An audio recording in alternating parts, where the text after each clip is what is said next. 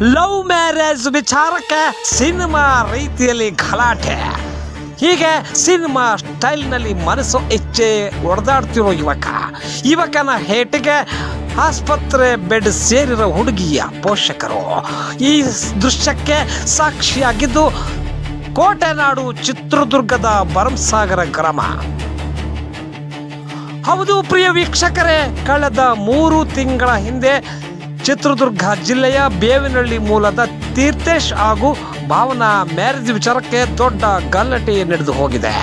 ಒಂದೇ ಕೋಮಿನ ಇಬ್ಬರೂ ಕೂಡ ಪರಸ್ಪರ ಒಪ್ಪಿ ಮದುವೆ ಆಗಿದ್ರಂತೆ.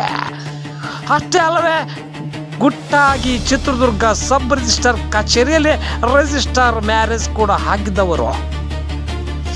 ಇದೇ ವಿಚಾರ 2 ಫ್ಯಾಮಿಲಿಗಳ ನಡುವಿನ ದ್ವೇಷಕ್ಕೆ ಕಾರಣವಾಗಿತ್ತ.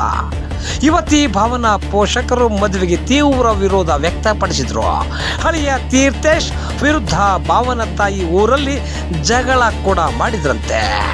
ಇದೇ ವಿಚಾರ ಭರಮಸಾಗರ ಪೊಲೀಸ್ ಠಾಣೆ ಮೆಟ್ಟಿಲೇರಿತ್ತು. ಇದೇ ವೇಳೆ ಭರಮಸಾಗರ ಪೊಲೀಸ್ ಠಾಣೆಗೆ ಇಬ್ಬರು ಕಡೆಯವರು ರಾಜಿ ಪಂಚಾಯತಿಗೆ ಬಂದಿದ್ರು.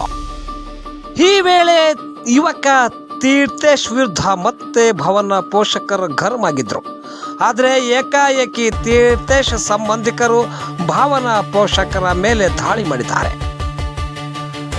ಪೊಲೀಸ್ ಠಾಣಾ ಭಾಗದ ಆವರಣದಲ್ಲಿ ಥೇಟ್ ಸಿನಿಮಾ ಸ್ಟೈಲ್ನಲ್ಲಿ ಅಟ್ಯಾಕ್ ಮಾಡಿದ್ದಾರೆ.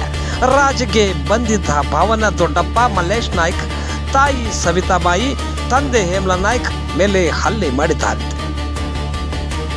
ಗಲಾಟೆಯ ಯುವತಿ ಭಾವನಳ ದೊಡ್ಡಪ್ಪ ಮಲ್ಲೇಶ್ ನಾಯ್ಕ್ಗೆ ಗಂಭೀರ ಗಾಯಗೊಂಡಿದ್ದು 3 ಮಂದಿಗೆ ಚಿತ್ರದುರ್ಗ ಜಿಲ್ಲಾ ಆಸ್ಪತ್ರೆಯಲ್ಲಿ ಚಿಕಿತ್ಸೆ ನೀಡಲಾಗುತ್ತದೆ.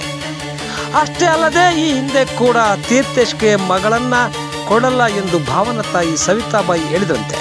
ಇದೇ ದ್ವೇಷಕ್ಕೆ ಇದೀಗ ತೀರ್ಥೇಶ್ ಕಡೆಯವರು ಅಟ್ಯಾಕ್ ಮಾಡಿದ್ದಾರೆ ಎಂದು ಭಾವನಾ ಪೋಷಕರು ಆರೋಪಿಸಿದ್ದಾರೆ.